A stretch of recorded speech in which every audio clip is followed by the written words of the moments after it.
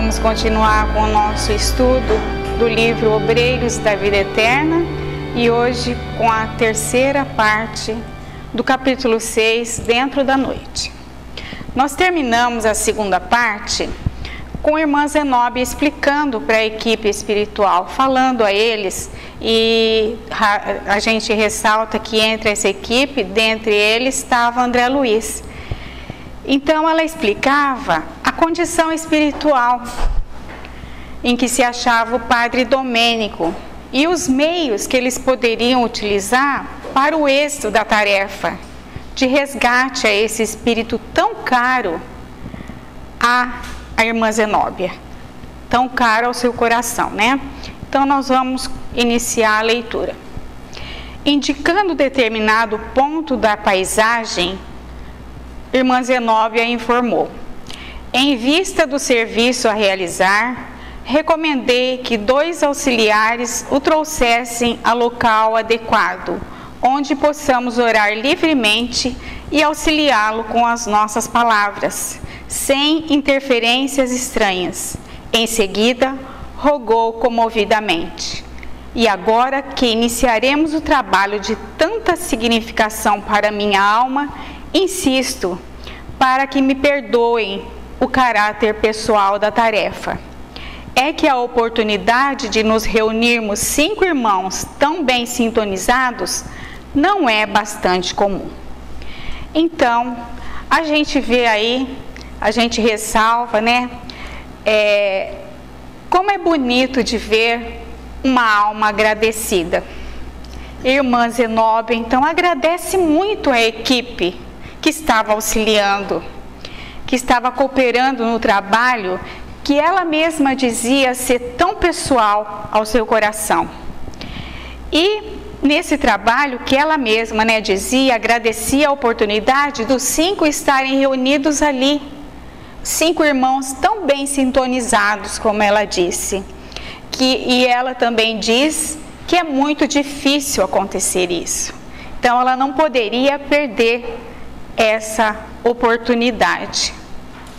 E continuou: em vista da providência assinalada para amanhã, sinto que não devo adiá-la, porquanto a desintegração de resíduos inferiores pelo fogo etérico se faz acompanhar de muita renovação nesses sítios. Poderíamos, desse modo, Ernestina, Domênico e eu, perder o sagrado ensejo de repetição problemática. Então, a gente vê a explicação de irmã Zenóbia, o cuidado que ela tem para que todos compreendam, né? Ela já disse, então, ali em cima, que o padre Domênico já estava no lugar onde eles tinham combinado e 2 cooperadores estavam velando ali, cuidando, guardando até a chegada da equipe de socorro. E ela explica também a todos a urgência dessa tarefa. Por que foi tão urgente? Por que foi assim? Quando eles chegaram, ela já pediu para eles acompanharem nessa excursão. Por quê? Porque no dia seguinte passaria o fogo etérico por ali. E aí ele pode ser chamado de fogo etérico ou fogo purificador.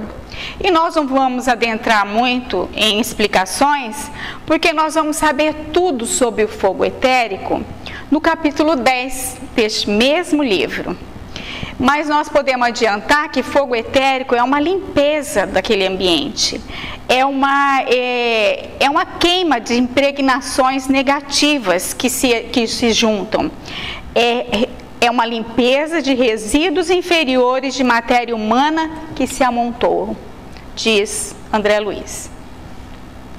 Então, ela continuou a agradecer e ela olhou muito assim, amorosa, e disse: estejam certos de que serão meus credores para sempre.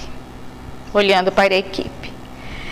Tendo em conta, aí André Luiz faz essa ressalva, tendo-se em conta a elevada posição da diretora da casa planetária, comovia-nos semelhante demonstração de humildade.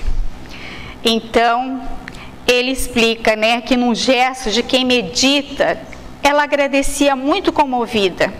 E ela então falou essa frase tão linda: estejam certos de que serão meus credores para sempre. E conta-nos então André Luiz, né, que essa demonstração de humildade pela irmã Zenóbia comovia toda a equipe. Que bonito que é ser uma alma agradecida. A gente deveria muito copiar isso de irmã Zenóbia e de todos os grandes espíritos, porque a gente quase sempre erra nesse pedaço. A gente não sabe ser grata às pessoas que cooperam conosco de qualquer forma, seja materialmente, seja espiritualmente. A gente não consegue ainda agradecer. E a gente sabe o que é que atrapalha. É um pouquinho do nosso orgulho, né? Um pouquinho do nosso orgulho, porque aqui denota a humildade esse agradecimento. E ele disse isso, que é humildade agradecer. Então, não um exagero, mas um agradecimento de coração faz bem a alma que recebe e faz bem àquela alma que também dá o agradecimento. Por exemplo, em casa mesmo a gente pode ver isso. Uma cozinha que uma filha arruma, alguma coisa assim, tão simples, a gente às vezes acha que é por obrigação e passa direto. E se a gente fala assim: ô filha, obrigada, hein? Ficou bonita. Pronto. Já dá aquele ânimo na pessoa, dá vontade de, no outro dia, ela arrumar novamente. Como não? Isso aí faz bem ainda para a nossa alma. E ele inicia então, a gente vê então que a equipe inicia o trabalho de atendimento, que nós vamos agora ler mais um pouquinho. Tendo-se em conta a elevada... Não, isso aqui eu já li. Constrangidos quase diante do seu exemplo cristão, que é de irmã Zenóbia, seguimos-la à pequena eminência do solo, vagamente iluminada, onde 2 companheiros velavam diante de alguém estendido em decúbito dorsal. A mentora benevolente dispensou ambos os auxiliares, recomendando-lhes integrar a comissão de serviço que se postara distante. Em seguida, Zenóbia aproximou-se maternalmente e, deixando-nos surpresos, sentou-se na relva rasteira, colocando a cabeça do infeliz no regaço carinhoso. Então a gente percebe aí que estava lá irmão Domênico já no lugar combinado, com os 2 auxiliares o guardando. Irmã Zenóbia chega e dispensa os 2 e pede para que eles se juntem à equipe que ficou aguardando em um certo lugar que nós vimos na aula passada. Os 20 trabalhadores que vieram juntos pararam em um certo lugar e agora então ela dispensava esses 2 para que eles voltassem e se juntassem àquele grupo dos 20 trabalhadores e aguardassem a equipe deles, que era em 5, para o regresso. E a gente percebe o carinho de Zenóbia com aquele espírito necessitado. E ela dizia: maternalmente Zenóbia se aproxima de irmão Domênico, que estava estendido em decúbito dorsal, quer dizer, de costas para o chão. E ela senta-se na relva e coloca a cabeça do infeliz no seu colo carinhoso. Olha que carinho dela. Aquele homem, trajando burel esfarrapado e negro, exibia horripilante faces. Não obstante a sombra, viam-se-lhes traços fisionômicos que inspiravam compaixão. Cabelos em desalinho, olhos fundos na caverna das órbitas, boca e nariz tumefatos em horrível máscara de ódio e indiferença. Dava a ele a impressão de celerado comum, que só a enfermidade conseguiria imobilizar para a prestação de contas com a justiça. Não acusou emoção alguma ao contato daquele colo amoroso e nem se apercebeu de nossa presença amiga. De olhar parado no espaço, num misto de desespero e zombaria, semelhava-se a uma estátua de insensibilidade vestida de farrapos hediondos. Que dó!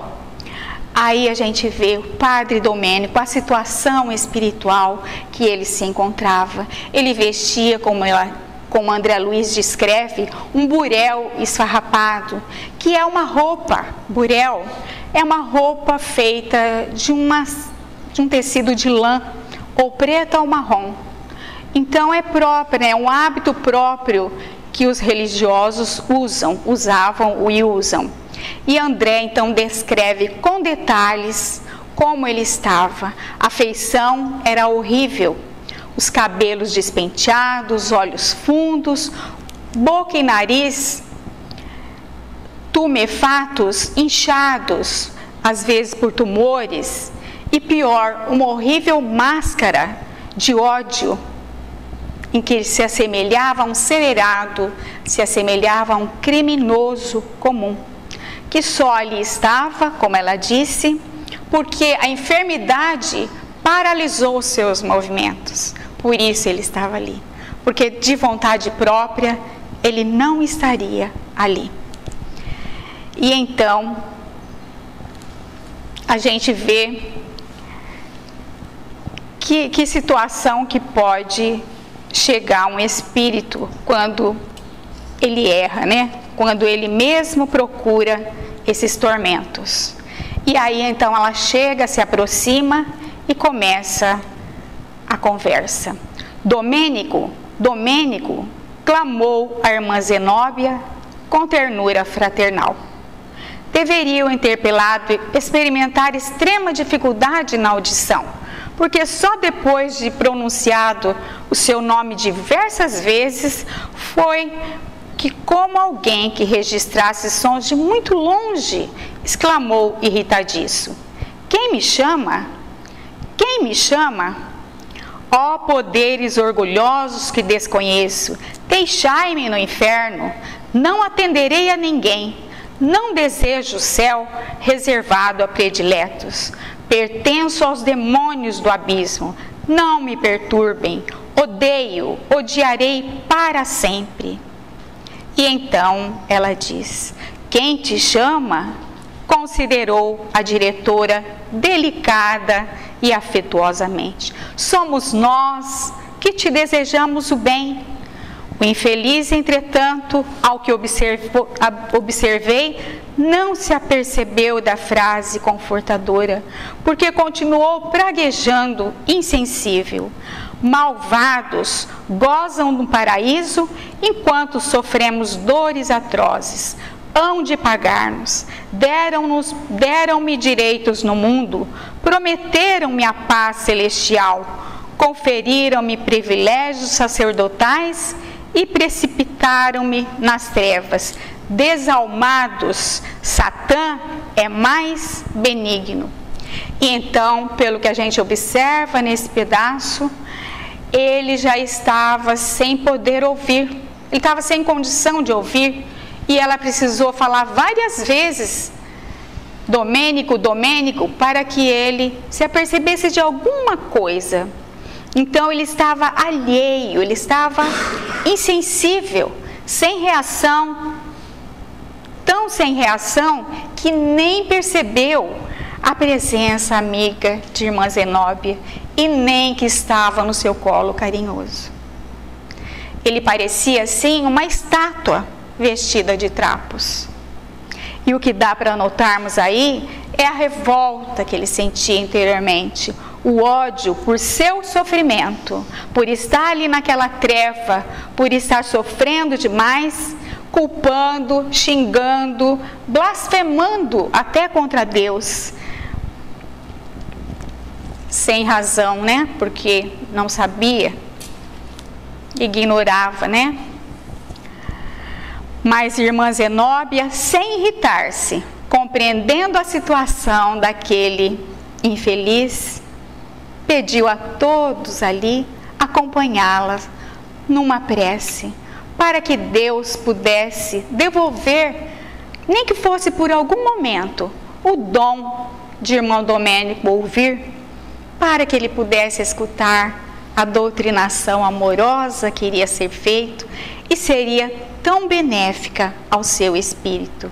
E começa então a orar assim: Senhor, dá que possamos amparar teu infeliz tutelado. Tens o pão que extingue a fome de justiça, a água eterna que sacia a sede da paz, o remédio que cura, o bálsamo que alivia, o verbo que esclarece, o amor que santifica, o recurso que salva, a luz que revela o bem, a providência que retifica, o manto acolhedor que envolve a esperança em tua misericórdia. Mestre, tu que fazes descer a bendita luz do teu reino aos que ainda choram no vale das sombras, concede que o teu discípulo transviado possa ouvir aqueles que o amam. Pastor divino, compadece-te da ovelha desgarrada do aprisco do teu coração. Permite que aos seus ouvidos tenham acesso os ecos suaves do teu infinito amor. Concede-nos semelhante alegria, não por méritos que não possuímos, mas por acréscimo de tua inesgotável bondade. Depois dessa prece tão sentida, André Luiz então diz: mais uma vez reconheci que a prece é talvez o poder máximo conferido pelo Criador à criatura. E nós temos que destacar essa frase de André Luiz sobre a importância da prece. Não podemos deixar de falar. E mais uma vez ele diz: reconheci que a prece é o poder máximo conferido pelo Criador à criatura. E devemos pensar nisso, porque é um recurso dado a todos nós, indistintamente. Nós que temos aí todas as oportunidades da oração, está nas nossas mãos em orar ou não. E a prece sincera, diz um dos instrutores do André Luiz em outro livro, é o maior influxo magnético que se pode ter na Terra. Então, André Luiz descreve agora o que aconteceu ali, enquanto a irmã Zenóbia fazia essa oração. Em seguida a súplica, sensibilizado, observei que de todos nós irradiavam forças brilhantes que alcançavam o tórax de irmã Zenóbia, como a reforçar-lhe as energias, e de suas mãos carinhosas e beneméritas, então iluminada de claridade doce e branda, emanavam raios diamantinos. A amorável amiga colocou-a sob a fronte do desventurado, oferecendo-lhes a certeza de que maravilhosas energias se haviam improvisado em benefício dele. Chamou novamente, grave e terna, o interpelado agora, revelando capacidade auditiva diferente, fez imenso esforço por levantar-se, tateou em torno de si e bradou: quem está aqui? Gente, que lindo! Que lindo que aconteceu ali durante essa prece sentida. Tem que ser prece de coração para acontecer isso, porque senão ela não sobe nem do nosso teto, né? Então a gente percebe ele falando que forças brilhantes, ele compara com um diamante, chegavam no tórax de irmã Zenóbia. Tórax é esse pedaço aqui, ó, entre, aqui, ó, esse pedaço, é o peito. Então a gente fala no meu peito, é o tórax. Então dali, né, chegavam no tórax de irmã Zenóbia, e das suas mãos saíam os raios parecendo diamantes, de tão brilhante. E ela então coloca essa mão iluminada na fronte do infeliz, na fronte aqui, ó, entre sobrancelha e couro cabeludo, essa parte aqui do nosso rosto. E então ela coloca aqui na fronte de irmão Domênico e o chama novamente. E estava ali feito a bênção, né? Graças a essa prece tão sentida, ele já melhorava a audição. Fez um esforço, tateou em volta, levantou e já perguntou: quem está aqui?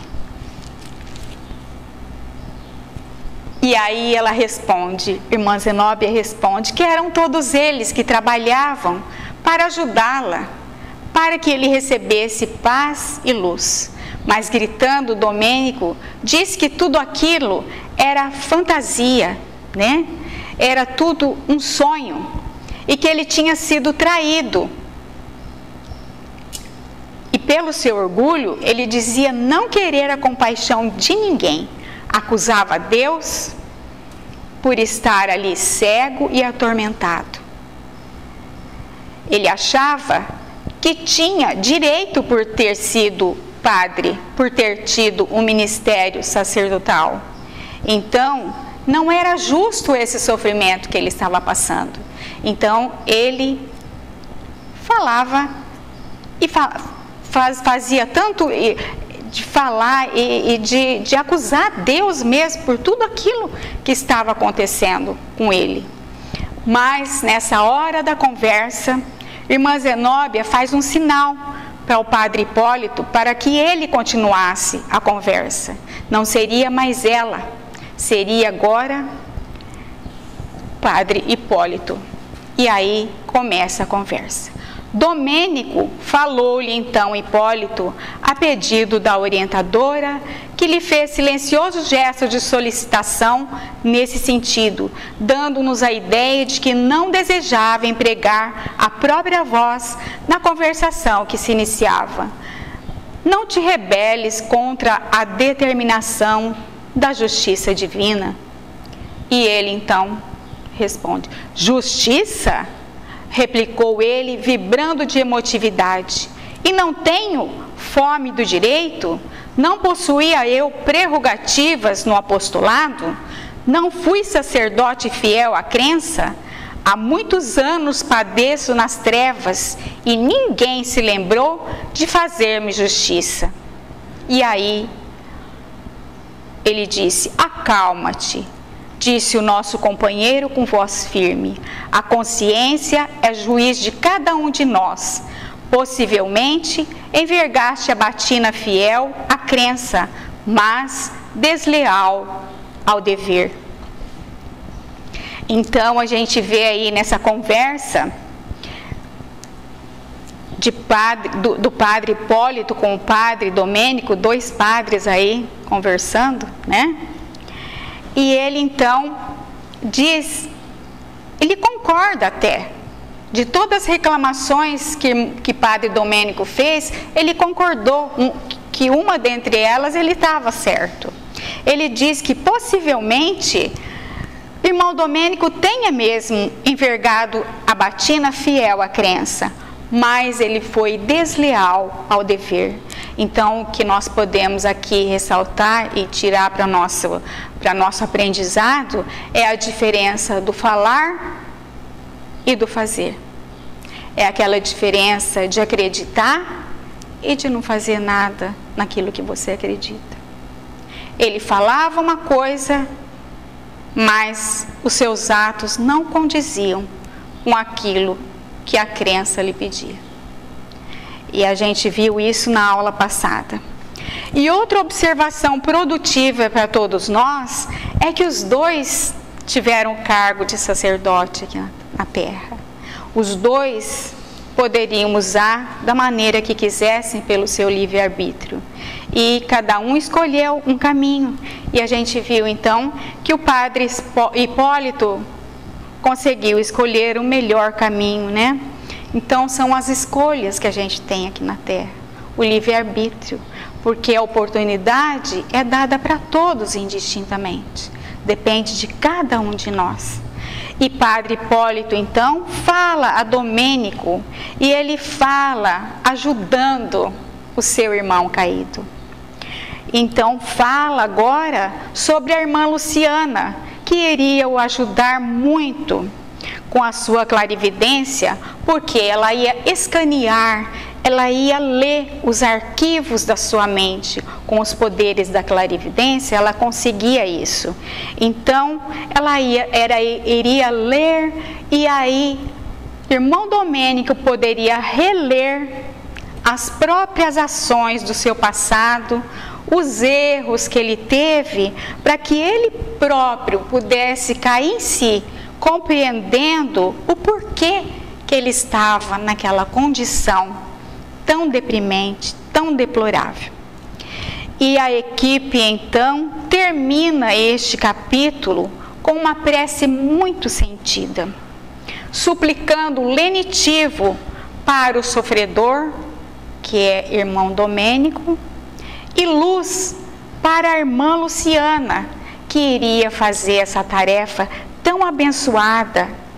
E eles então pediam para que Deus pudesse, ele pudesse ajudá-la, para que ela pudesse enxergar, para que ela pudesse ver com muita eficiência a consciência culpada de irmão Domênico, para o ajudar na retificação. Mas isso nós só iremos ver no capítulo seguinte, que se chama Leitura Mental. Muita paz para todos nós.